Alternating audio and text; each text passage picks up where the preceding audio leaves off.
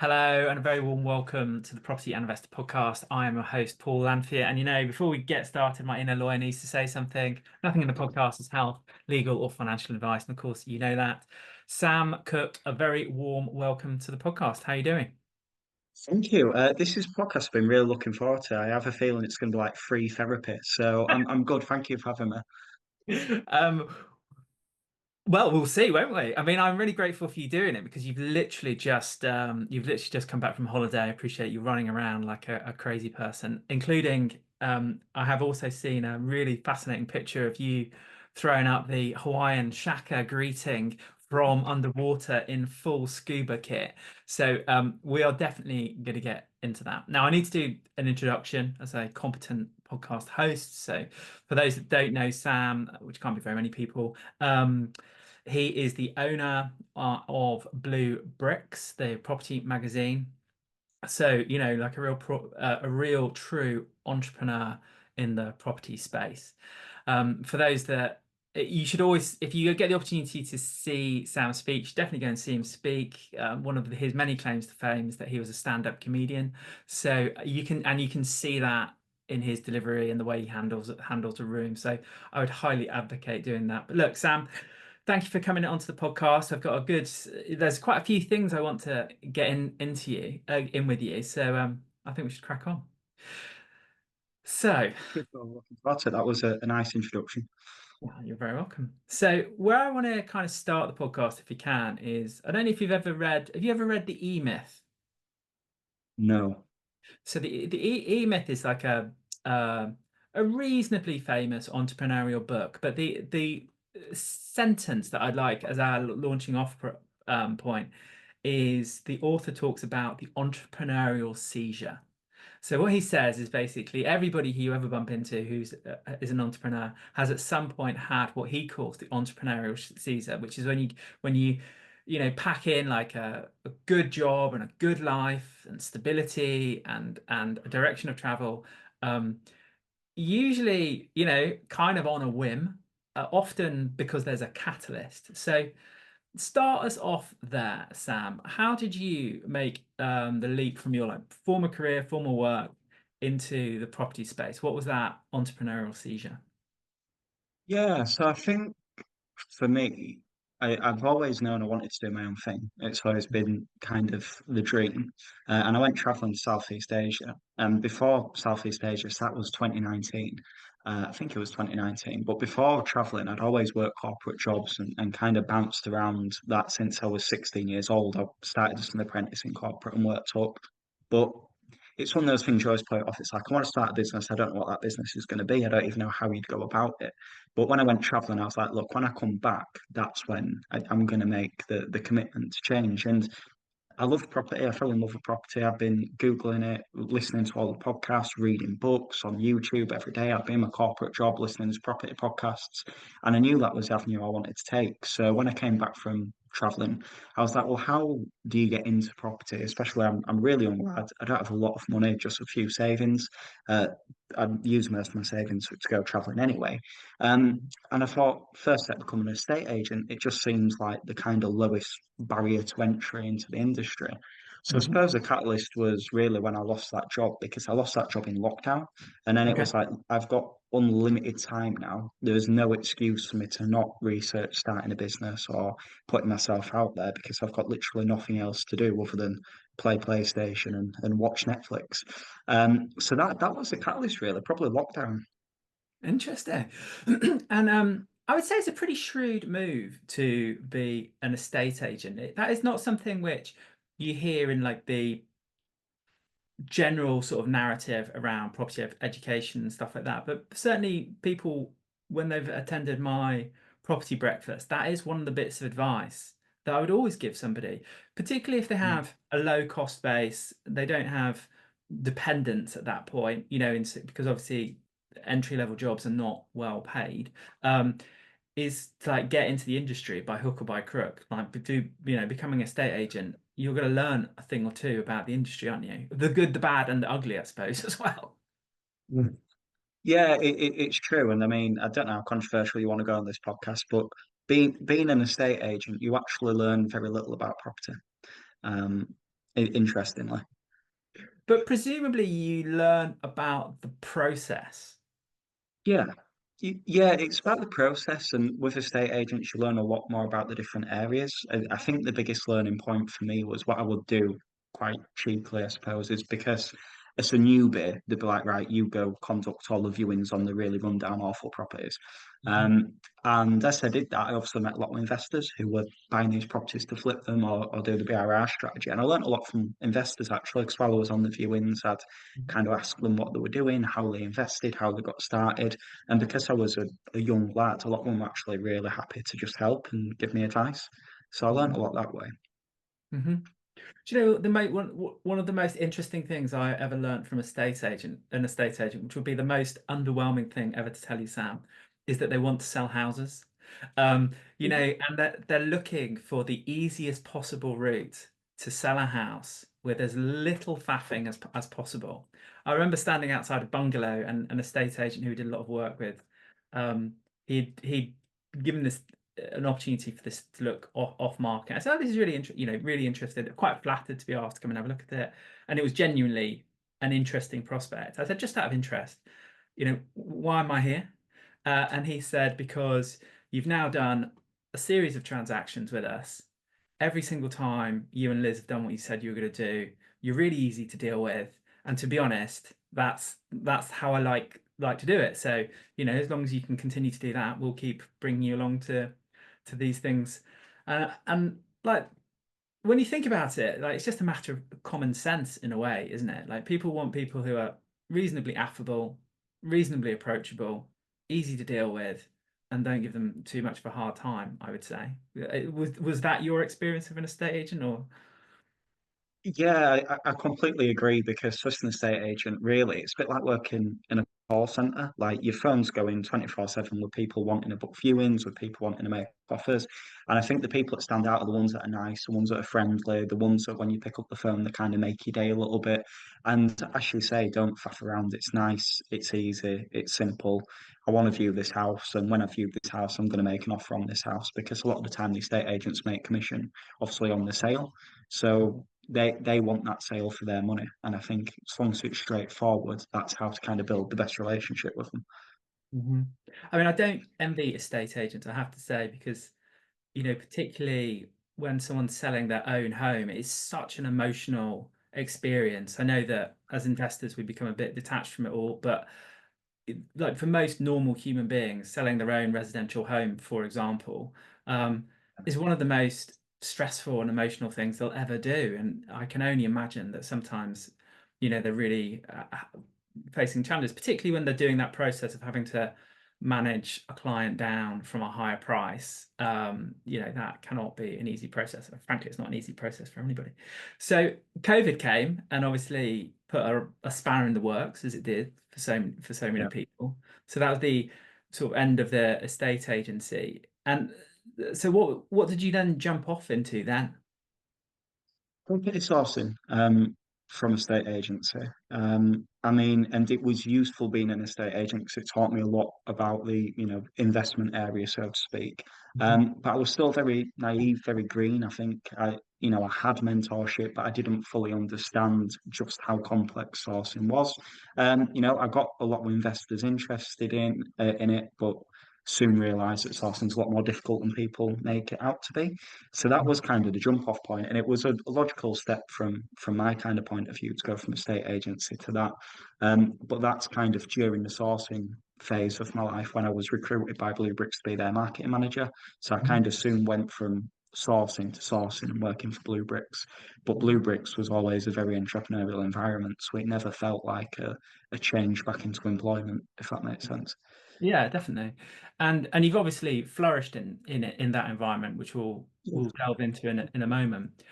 I think it's worth like underlining that point about deal sourcing not being as straightforward as people think it would be. I mean, let's leave just the compliance to one side. I'm not, Yeah. suggesting that's not important, but there's a whole separate conversation we can have around compliance, which yeah, I think there's other people who would be more skilled at handling that conversation than me. But it's often branded as an entry level new investor in the space Mhm. strategy, which I personally I just have never really understood.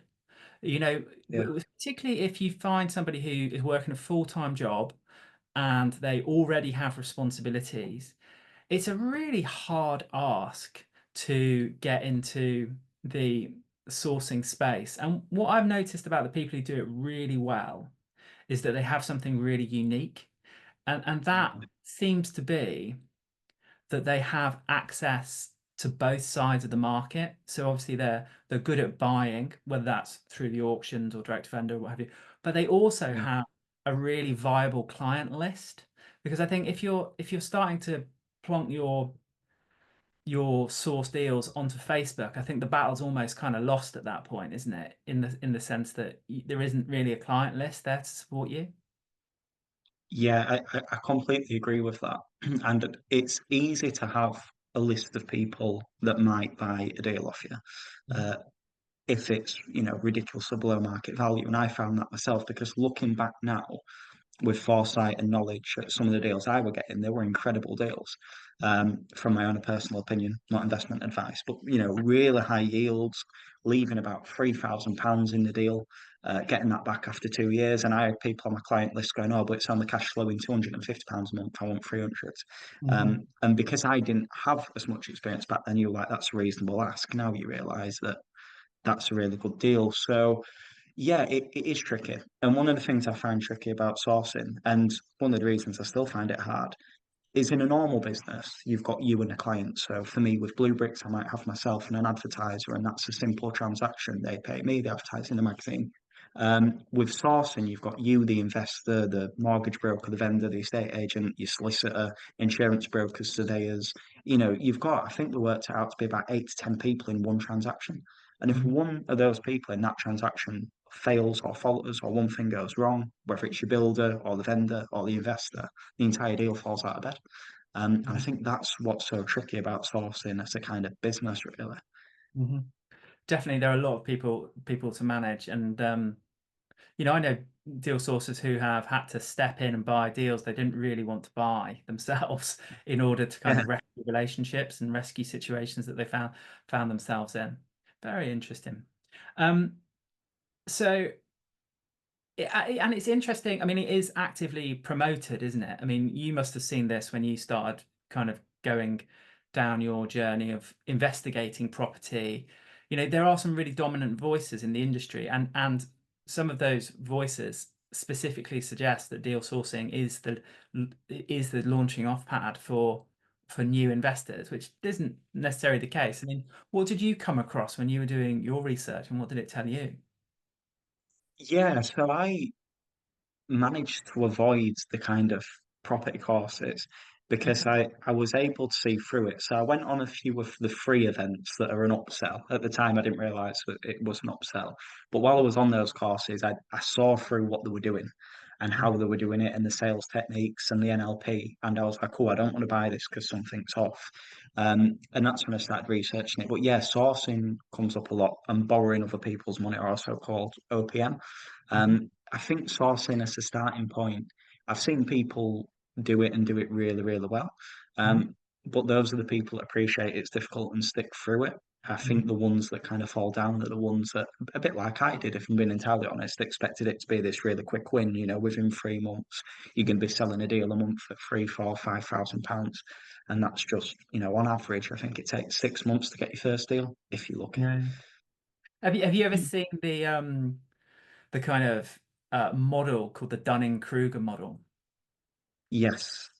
So that's what I always think about with everything in property, which is this sort of S-shaped curve where when you discover something new, and I'm speaking for myself here, is that you think, oh, this sounds really interesting. This sounds pretty straightforward. I'll be good at this. And you climb what the model describes as Mount Stupid, and then you come to the realization of how hard everything is. And so you then go into the value of despair, and then the plan is as you become more competent, you gently ascend the slope of enlightenment, I think they call it. But I think we've all probably had that experience. Have you had that experience? experience?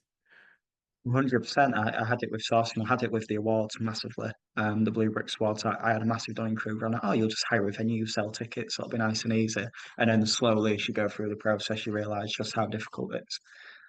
Yeah, I think you're a glutton for punishment though, Sam, aren't you? Because I mean, if I was writing a bingo card list of the most challenging things a person could embark upon, um, so deal sourcing, operating a publish, owning a publishing, buying, owning and operating a publishing business, organizing an awards event, being a stand-up comedian, and being a scuba diver. I would say that's like a 10 out of 10 hit list of all the things that I think are a hellish nightmare. And for some reason, you have decided these are all the things you wish to pursue with your life. I think I thrive in chaos. When I was on holiday and I had no phone signal and no Wi-Fi, and I was on a boat scuba diving, I was like, I don't know how people relax because this is hell. Um, just made my own thoughts. So yeah, I think it is tricky. I do enjoy the challenge. I love it. I won't lie. But yeah, the way the cards have fallen, having a publishing company, it really isn't easy. It is a tricky job. And if you speak to, I mean, I've got a couple of friends in publishing, and I mentioned this, when we met months and months ago. Um, they all say the same thing that it's such a hard industry to be in. But even with, subscription models, you have to work very, very hard, even in some cases to stand still. But what came first, the comedy or Blue Bricks? The comedy, Okay, the so let's comedy was. dive into to comedy. So, what possessed you to become a stand-up comedian? Um, so I've always had the ability to make people laugh. I think that's ended as I've got older, as I slowly became more stressed and kind of die inside. But I've always been kind of the one to make people laugh, and it was twofold because me and my entire family are horrendous for this. The way we deal with any bad situation or any kind of trauma is we laugh about it. And I picked that up from my family. So family funerals are always a joyous occasion because that's just how we cope with stuff. Um, and it was the first thing I did where I was like, I am good at this. Everyone was like, you should do it. You'd be great at it. And I thought, you know what, I'm gonna give it a go. And it's a fantastic world to be in, but it's also the most soul crushing world to be in as well because if you do anything else like public speaking, people in a corporate environment will at least have like the common decency, even if they don't like your talk, to kind of go well done and clap at the end. But with stand-up comedy, if you do a set in a room that people don't enjoy, they'll tell you to your face often when you're on stage in front of everyone else. So it is really difficult. And I went into it and I met loads of amazing people. I traveled the UK doing stand-up comedy. It's helped me throughout my business. It's helped me with public speaking. It's helped me with everything that I do. It's probably been one of the best things I've ever done in terms of helping me long term. But comedy is very difficult at the moment because the kind of political climate that we're in. You've got to be very, very, very careful of what you say and what you do, and it's become a lot more censored. And I think for me, that made it less fun to be in. Hmm. Hmm. Hmm. Because you've got quite a dark sense of humor in a way. I do, yeah. Which I say I try to keep kind of changed now, but not so much even the dark humor. It was just and it wasn't even the audience, to be honest, that don't like that stuff. Audiences are really receptive to any kind of humor. It was actually other stand-up comedians, and really weird stuff would go around because it's quite a close-knit industry, a bit like the property industry, where if you did a joke that another comedian wouldn't like, then they'd go on social media and tell everyone that you're an awful person and not to book you and stuff. So it just became a bit communist, to be honest Wow. with you. And just seeing what was happening to other comedians, not even really me, I disliked it. A world of communist comedy, apparently, then. Yeah, yeah, very much so. Wow. It became, yeah, very strange. Interesting. Very interesting. Um, so I mean, public speaking is statistically speaking, the population, like people's one of the greatest fears, as is deep water, as are heights. And we have these fears for like really good reason, don't we? Because many of these Yeah. things pose a genuine threat to us, as we know. So how did you overcome that quite rational fear or inertia around standing on stage and kind of revealing yourself, exposing yourself Because comedy is really revealing, because you are a genuinely revealing part of your personality, aren't you? So how did you manage that? How did you find the momentum to push through the resistance? It was really, really tricky because stand-up comedy was the first thing I ever did that I wanted to do. That I was Mhm, like, this is the thing I want before, because it was before Blue Bricks and before any entrepreneurial venture. My mhm, original kind of goal in life was to be a stand-up comedian full mhm, time. So I was really passionate about it. And when I first went, right, I'm going to be a stand-up comedian, I was like, I have to write a comedy set. And then I mhm, couldn't write a comedy set because imposter syndrome. And I had this thing for about 6 months to a year that was like, you're not funny, you're not good enough. And all these things started boiling up in my mind, like, you're just not good enough, quit it. And it really affected my mental health, but it also shone a light on some of the things I was facing that I mhm, didn't actually realize I had those feelings about myself until I went into comedy. So I had to fight through that before I could even put the pen to paper. And it was really weird. One night I was laid in bed and the first line of my comedy set just came into my head. It just clicked. mhm, And I jumped out of bed, I ran to the desk, had a pen and paper, I wrote it down. And then as I wrote that line down, you have a thing called flow in creativity. I just mhm, managed to write down the next and the next and the next. And within space of half hour to an hour, I had a 5 minute comedy set. The way that I overcame it was having this comedy set. I started by performing it to one friend on mhm, on my own with just that friend to see if he found it funny. He liked it. Then I mhm, performed to a group of 5 to 10 friends at a party. They laughed and they liked it. And I kind of slowly built it up rather than jumping on stage and doing it to, for 100 people. And then I did a comedy course, ultra comedy. So you raise money for charity and they teach you how to be a stand-up comedian. And when I started performing and other comedians were laughing, that's when I was like, oh, maybe I have got something. And my first ever proper comedy set really was actually to about 200 or 300 people between that number. Um, and that was, yeah, that was incredible. That's amazing. I mean, that's a big old gig. Um, have you ever had like, if, I don't want to like traumatize you now, Sam, but thinking of like a performance that didn't go well, maybe not, doesn't need to be like the worst performance ever, but how, when a performance has not gone to plan, how do you regroup after something like that? It depends on the performance. So the worst ones are the ones where they don't even know comedy's on, and it's like a Friday night in a pub, and there's like five people there that are speaking over you. Those are the worst ones. And to be honest, there's not very much you can do in those situations. You've Mhm, kind of just got to push through. The other worst ones are what are called gong shows. So a gong show is you do a set. And if someone gongs you, it can be someone in the audience. You have three gongs, and then they shut your set off early, and you lose. It's like a competition. Um, People said to me, "Don't do a gong show until you're at least 2 years in, because it'll crush your soul." And I did. I did it. The Frog in Manchester. It's quite a famous Frog and Bucket in Manchester gong show. And because of the pressure, I just froze up. I just didn't perform very well because it's terrifying. And when you hear that first gong, everything goes out the window. Recouping from something like that is awful because you're driving home and you just feel terrible. Comedy mhm, is like it brings you the biggest highs and the biggest lows because nights like that you feel horrendous. But the nights when it goes really well and you take the roof off and everyone's laughing and congratulating you, it's the mhm, best feeling in the world. It's like the highest high. So I think overcoming that is just reflecting on when something went well, reminding yourself that right, I'm not terrible at this. And then also going, well, what can I do to improve next time? Oh, actually, I'm not ready for that competition yet. I need to improve by doing smaller shows. I stuttered here, I missed that line there, I wasn't confident, and just analysing how you can improve. I think that's mhm, always the best way to kind of tackle anything, really, not just comedy. mhm. Interesting. I mean, when you describe the highs and lows, it sounds like something that could potentially be quite an addictive. If you've got that kind of personality, you could definitely follow like an addictive path with it.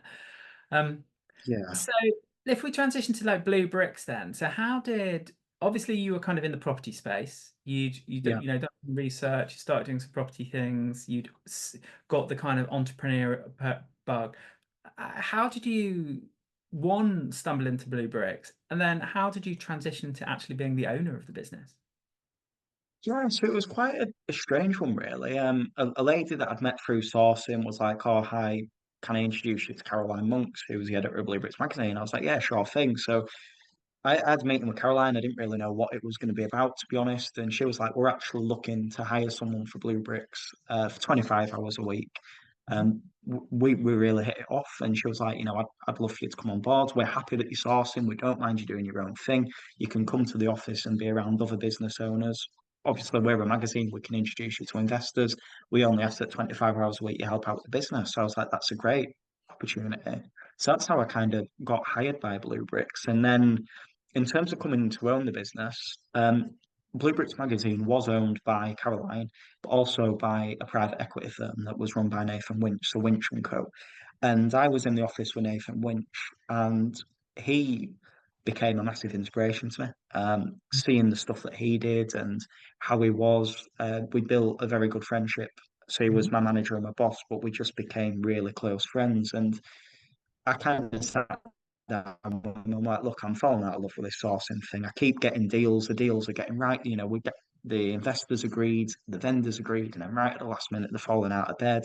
I don't know what to do. And he introduced me to the concept of time cost. He said, while you're doing this, what are you not doing that could be making you money? And that kind of really struck a chord. So I stopped sourcing and went full time with Blue Bricks, but also full time with Nathan because he could see how ambitious I was and that I wanted to run my own business. He said, let me show you how to do it properly. So I worked for the private equity firm. So I was helping Nathan identify businesses to buy. He was Mhm. teaching me how to buy businesses and how to structure business buying, as well as helping market Blue Bricks magazine. And that's, how I kind of fell into it. And then after I worked for Blue Bricks and Nathan for about a year. They got to a point where they wanted to sell Blue Bricks. For various reasons, Nathan was moving on to bigger businesses, quite large purchases, and Blue Bricks was a smaller company, and it was kind of taking up a lot of time. And he said, I've taught you how to do this now. You know Blue Bricks inside out. You love Blue Bricks. You're in the property space. You want to run your own company. Why don't Mhm. you buy it off us rather than us going to someone else? And I said yes and agreed. And that's how the kind of journey started, really. Wow. And did you have to did you structure a deal where you did like an earn out so that rather than like turning up all on day one with a big pile of cash, did you have like a more creative structure for buying the business, or did you have to put in capital on day one? Yeah, we did. So because Nathan's a friend, he obviously structured it massively in my favour. So we did 100% defer consideration. Mhm. So we paid off basically on a monthly amount over the course of 2 years. Um, the payment for the business. I ended up paying it off early, saved enough capital in the bank, and then just said, look, free up cash flow. Can we pay a bit earlier, and then cleared the debt from Blue Bricks. So yeah, that's how it was kind of structured. There are still fees on day one. There's people that talk about no money down business buying, which is something I detest. You still have to pay your stamp duty and all the rest of it, and your accountancy fees. Mhm. And if you had your time again, like looking at it in hindsight, is there anything that you wish you had known sooner about acquiring a business or running a business, that you didn't know at the time, but now in hindsight, is kind of at the forefront of your mind? Think number one is deal with your personal stuff first, because I Mhm. didn't realize how much stuff the problem in my own head was actually holding me back in my business and my work and in everything else I was doing. That was really restricting me in ways I didn't know. So that's number one. Number two is knowing when to take the leap. Should have really, because I had to turn Blue Bricks around. It wasn't a very profitable business when I bought it. It was quite well known in the northeast and stuff, and had a lot of opportunity. But because we were paying off the deferred consideration, cash flow was tight. So it took me longer than I should have done to go full time into Blue Bricks. I was, still doing some work on the side to earn a living. Mhm. If I could have jumped, I should have just jumped in sooner and taken that leap. Mhm. And number three, just I suppose it ties into number one, getting yourself out there, pushing, pushing, pushing. I wish I'd have gone to all the events in the UK sooner. I wish I'd have started running my own events sooner and just Mhm. really marketed the death out of it. I think I spent too much time on the operation in the early days and not enough time actually growing the business and growing the brand. I think Mhm. that's something all kind of business owners can be guilty of is working in the business, not on the business. And I think I did that for too long. That is interesting because I mean, obviously, we all have, digital products and digital digital existence in the space. But I Mm. mean, it's still interesting how much speaking at events creates traction, and how many new connections you make and the opportunities that come from doing things in person. I saw you recently speak and you did like an absolutely stellar job, like entertaining, really engaged, had like everybody on your side from like the very beginning of it. And I can see why that must give you, even though it's pretty inefficient in terms of time and cost probably. I mean, you Yeah. obviously thrive in it. It obviously works, doesn't it, for your business? It does, yeah. And I think it's like, I wouldn't say it's just public speaking. People try and do one thing, so I'll just post on Facebook and Instagram every day, or I'll just speak at events, or I'll just do my SEO. And I think it's just doing 1,000 things to put yourself out there. Like, I Mm, know a lot of people have heard of Blue Bricks now, and part of what I'm trying to do is figure out how they've heard of us. But a lot of that's from public speaking, a lot of that's from social media, a lot of it's from people they know that have been in the magazine or been subscribed to the magazine mhm. or events that we sponsor or the Blue Bricks Award. So it's lots of different things that have built the brand up. But public speaking, yeah, I love doing it. I'll be honest, it brings me back to my stand-up comedy days. It kind of fills that itch inside me a bit. Yeah, yeah. I get a lot from it in terms of subscriptions and interest in the magazine, but it does take a lot of time. It's surprising how well it still works today. Mhm. But it's time consuming.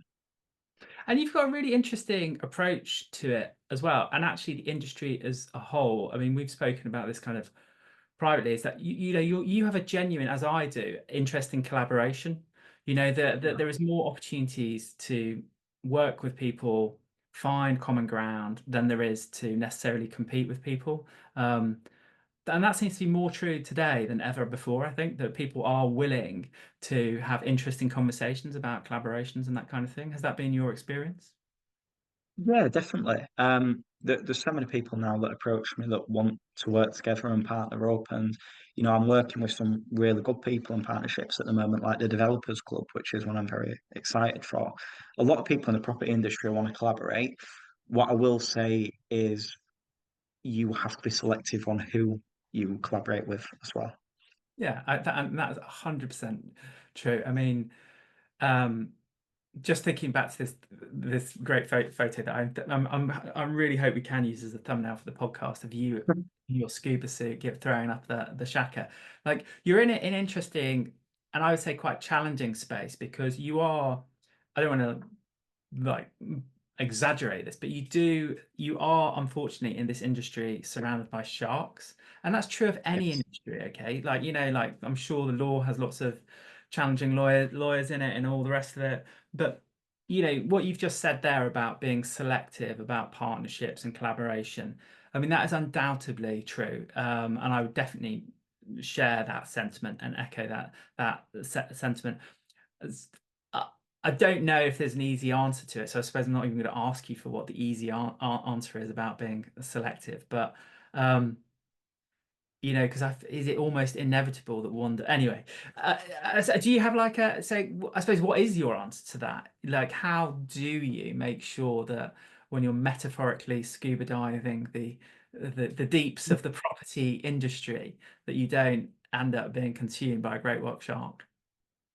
I think the obvious one is due diligence, which is fine. So I won't dwell too much on that. But I suppose the less obvious ones is number one, consistency.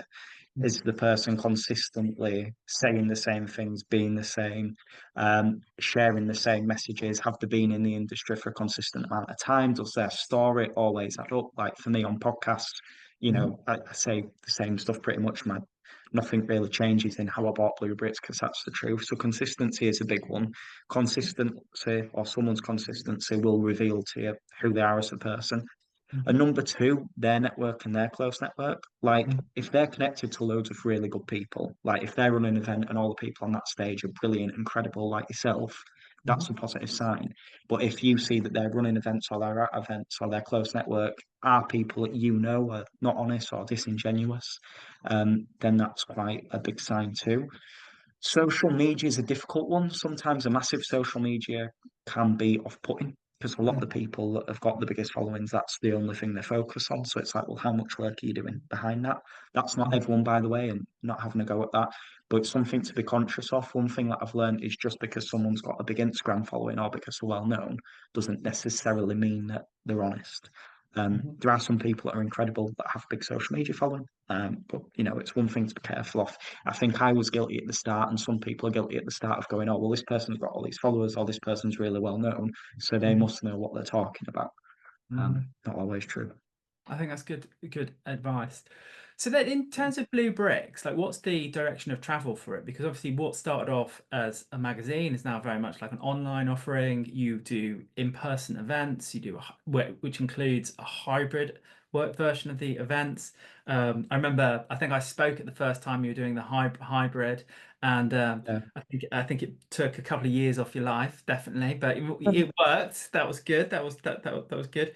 But now you're doing like all fantastic things. I saw some of my friends like with shotguns the other day, and and the feedback on that event was really popular, really positive. So, give us a bit of a overview. Like, what is the plan with Blue Bricks? What are you going to try to focus on? What are you doing more of? Where do you feel like it's going? Yeah, I mean, it's interesting because when I look at the awards and the pigeons and property event, clay pigeon shooting, and everything that I've done with Blue Bricks, the in-person events, I never expected it to take the trajectory when I bought it. It's kind of naturally progressed. So the way I see it going is it's become very much a close-knit community. A lot of people in Blue Bricks know other members of Blue Bricks and they help each other and they're on calls with each other and going for coffees with each other. And that's nice on a national level. That's why we're doing the online events as a hybrid. I am going to be launching a Shirley, and I think you're going to be the first speaker at this actually. Um, Shirley online webinar for members of Blue Bricks. So it's just online. We've got the online speakers just to keep bringing people together because we've talked about collaboration, that's important. And I want to keep growing that community aspect so people don't feel alone, especially we've just had the budget and all the kind of stuff that's hammering landlords at the moment. I think it's really important that investors get together and help one another. So that's the Mhm. first thing. That will include more events going forward.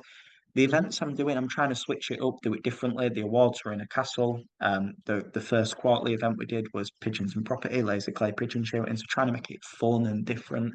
And then there's some other stuff I've got in the pipeline now about other products that I might be launching underneath Blue Bricks.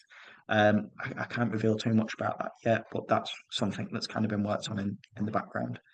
Oh, very interesting. And you're definitely right about the challenges presented by, I mean, you mentioned the budget, but I mean, it's been the last, I'd say, what, like 5 years in property that landlords, investors, operators in the industry have faced like challenge after challenge. And obviously, we're pretty stoic, aren't we? And we get on with it and we find creative solutions and we work together and we resolve it. But I think you're right. I think I often will use the expression like community is key because during COVID, I did some research into what makes populations thrive in really difficult circumstances.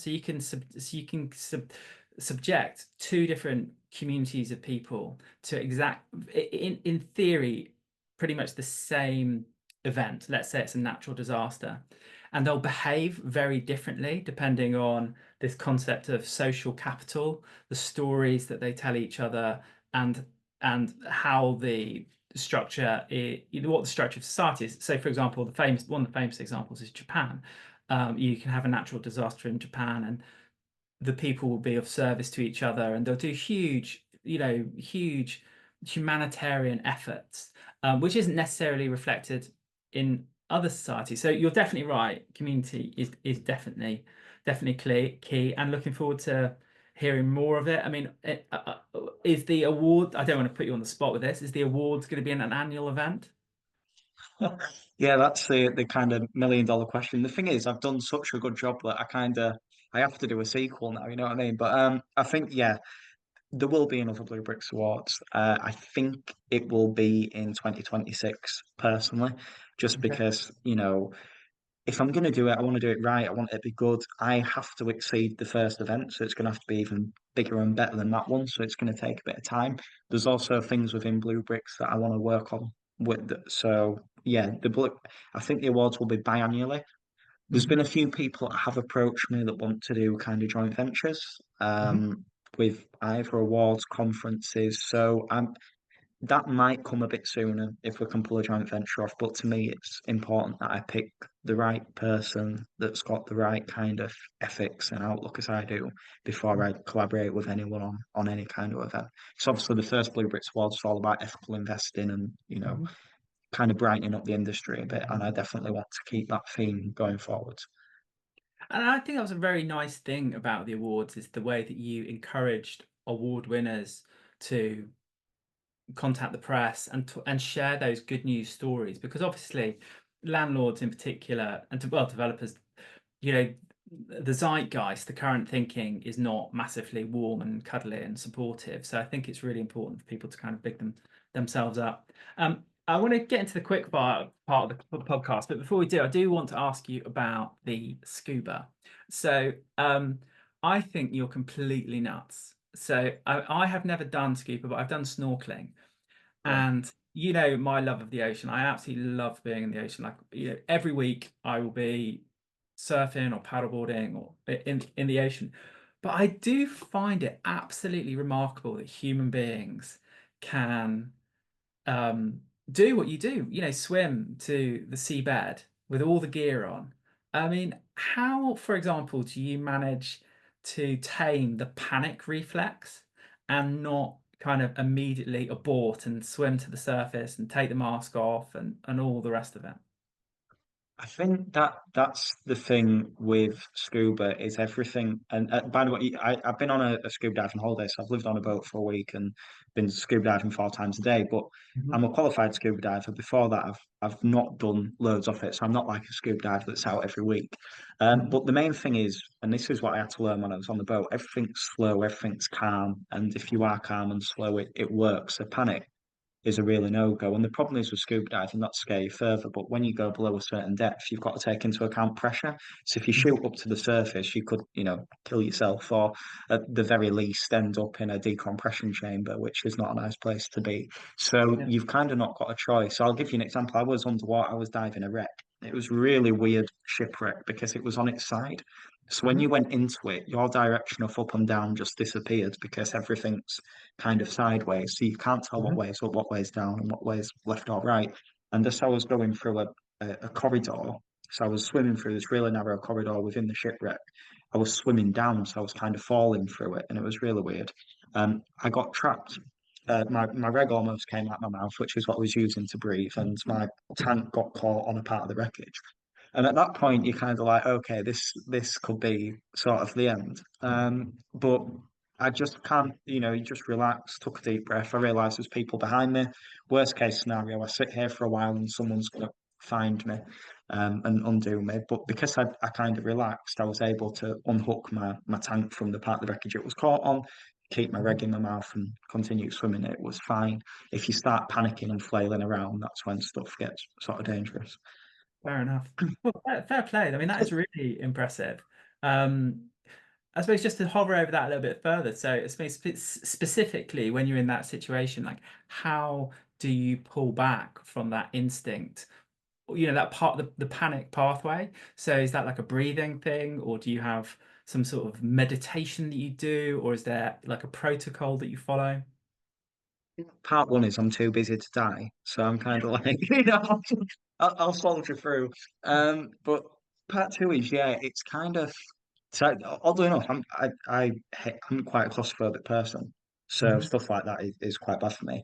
And it's just the thought of remembering, okay, if I panic, things get bad. So let's just slow down and analyze the situation. In terms of meditation, when you scuba diving, you focus very much on your breathing. It's all long, deep breaths. So if you focus on that breathing and keep that regular, that helps to calm your heart rate, make sure you don't panic, and just try thinking logically.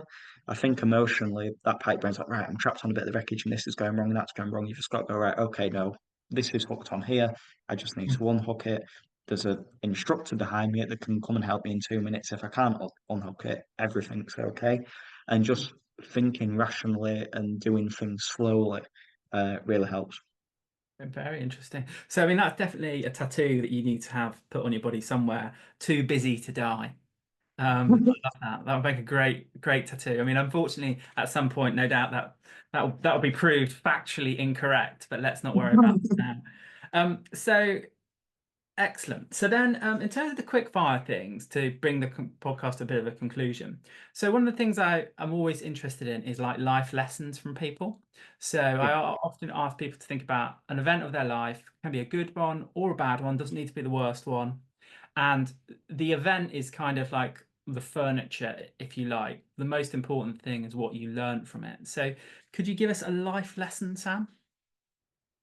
Life lesson, yeah. I'll give you one from traveling Southeast Asia, and also one that I kind of relearned while I was in Egypt scuba diving. Hmm. Um, I think the key to life is building a life that you don't want to run away from. Um, when I was in Southeast Asia, and even when I was in Egypt, you sat on the boat just before we're about to go home, and everyone's talking about how they don't want to go back to the job, they're dreading England, they're dreading the life when they get back. They've got all this stuff to do, and I'm there like, oh, I've got all this stuff to work on. I'm really excited to get back, and I've got my podcast with Paul, and that's going to be good fun. Um, and I learned in Asia, a lot of people go traveling, a lot of people go on holiday to escape the life that they have, and I think the key is to build a life that you don't want to escape from, and that you're actually excited to come back to.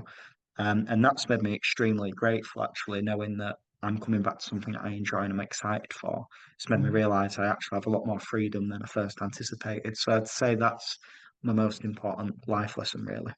I think that's a fabulous lesson, and that's one I would definitely endorse. I think the one that I've certainly got is, you know, like it has to.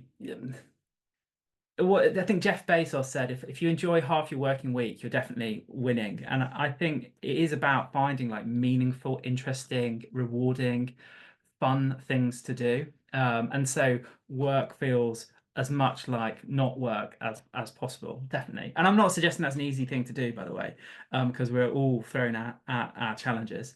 Um, Give us a like a bit of a health hack then. So like health is wealth. I mean, you've just been on holiday. I saw you on the back of a camel. I've seen you throwing a shaka on the bottom of the ocean. So how, with all the many things that you've got on your plate, how do you keep healthy? Would you recommend for us to do that? Mate, you're asking me at the wrong time. So it's winter now, so I'm bulking, which is code word for just eating as much as I can and getting fat. In terms of health, this is one I'm really guilty for. So Okay. what I've actually done is moved into an office with a gym, so that the gym's below my office, so I have no excuse not to work out. I'd say always make time for your health, both mental and physical, because when that goes downhill, you can't work at all. Like if you're unhealthy and mentally or physically, it will affect your work. You won't be as productive. The work you produce won't be as high quality. So get up an hour earlier if you have to do. If people are like, you know what, I don't have time to go to the gym, find a 24-hour one and get there for, I know it's awful, 6 o'clock or 7 o'clock in the morning, or if you're not a morning person, go later in the evening. But I Mhm. think it's forcing yourself to book that time out your diary and say, no, this is the time where I'm, surfing like you do, or climbing, or going to the gym, or going for a run, or whatever that looks like. Mhm. And I imagine you're pretty busy right now, and I imagine you've got a bit of a queue of um, articles in production and under discussion. But I'm going to assume at some point in the future you might need further interesting ideas for the magazine. I suppose just to hover over that. Obviously, we did the piece a few months ago, which I really enjoyed doing. I suppose so. It's just I suppose just to flag that up on the podcast is if you have got an interesting project or interesting idea, particularly if it's not necessarily gone perfectly, if there's like an Yeah. angle to it, if there's a story to it, um, would it be worth reaching out to you, Sam? Because I have to say I really enjoyed the process. I'm not a natural born writer. I don't enjoy the writing process, but doing it with you is really enjoyable. Yeah, so I would definitely endorse the process. But is that what you're looking for people to reach out with interesting stories? Yeah, definitely. We're always looking for interesting people, because some of the most interesting articles and some of the most interesting people are the ones that have just happened. Like I've met them at an event, or they've just emailed in. The front cover of the latest issue just emailed in. We'd never met before. So always looking for more stories. Best thing to do is just email hi@bluebricksmagazine.com. Might not be myself that jumps on the call. It might be marketing manager Zach, but we'll have an initial chat, learn a bit about your story, learn a bit about what you're doing or the project, and then Mhm. take it from there. Really, it's always worth reaching out because even if it doesn't, if it's not in the magazine or it might not be in the magazine for a couple of months, we can Mhm. still do a podcast episode or something together. So it's always nice to meet new people with interesting stories. Very good. Um, and I think what's interesting is when reading other people's articles and obviously the process that we went through is that I think people shouldn't be put off by not being perfect as well. I think what's really interesting in the way that you work is that you're not looking for perfect. You're looking for interesting, as you talked about, the awards are focused on being ethical, about telling the realities of being in the industry. That definitely is a theme that I see through Blue Bricks. Yeah, 100%. We're looking for people that are human. It's not all about who's done the biggest or most profitable deal or who's got, a multi-million pound property portfolio. We have people in there that are a few years in the industry and have built, a nice sized portfolio, but, not multi-millions. We have people in there that are hugely successful that have big businesses too. But the kind of core thing that connects everybody is being human, being Mhm. honest, and being willing to be kind of vulnerable in the articles, I suppose, and showcase what went wrong as well as what went right. So yeah, I'd say to anyone who's interested in featuring, don't think I'm not big enough, I'm not good enough, I don't have enough experience. Just reach out to us and let's see what we can kind of do. Oh, very interesting. And then what's the best way, where should people find you? So if people have listened to the podcast and you know, they're a budding stand-up comedian or no, but if they've resonated with the podcast and they'd be interested in learning more about you, where is the place that you hang out? Where can they find you? Best place to find me personally, Facebook, Sam Cooke, Cook with an E. Don't message me on there though; it's an awful platform for messaging. LinkedIn's the obvious one, Sam Cooke again. Mhm. If you want to Google me, I'm not the soul singer. It's quite easy to differentiate us both. So yeah, LinkedIn, Facebook, probably where I'm most active. Really, I'm not big on Instagram. Or email hi@bluebricksmagazine.com if you want to feature in the magazine or on the podcast or talk to us or anything like that or Amazing. bluebricksmagazine.com is the website if you want to learn more. Perfect. Right. I shall get those into the show notes. So all that remains for me to say, Sam, is thank you very much. I appreciate you fitting this in, having only literally returned to the UK from your exciting adventures. And I know you've got a busy week ahead of you. So thank you so much for doing it. It's a pleasure as always, Sam. Thank you very much for coming on the podcast. I really, really appreciate it. Oh, thank you, Paul. You know you're special because you're one of the only people that I've told I'm back. Everyone else thinks I'm back tomorrow. So Well, yeah, this has been a really nice welcome back to the UK. So thank you. oh, it's always a pleasure, Sam. And there you have it, ladies and gentlemen. That's the Property and Investor podcast. If you'd like to discuss anything in this podcast, please come and join me at the next breakfast. We're running a goal setting breakfast in January. It's completely free. There's an opportunity to support a charity as well. I'll put some details on that below. Please do join me for that. Thanks again to Sam. Keep well, everybody. Speak soon. And of course, do share the podcast. Do subscribe to the podcast. Let us know what you think. Take care. Keep well. Bye bye.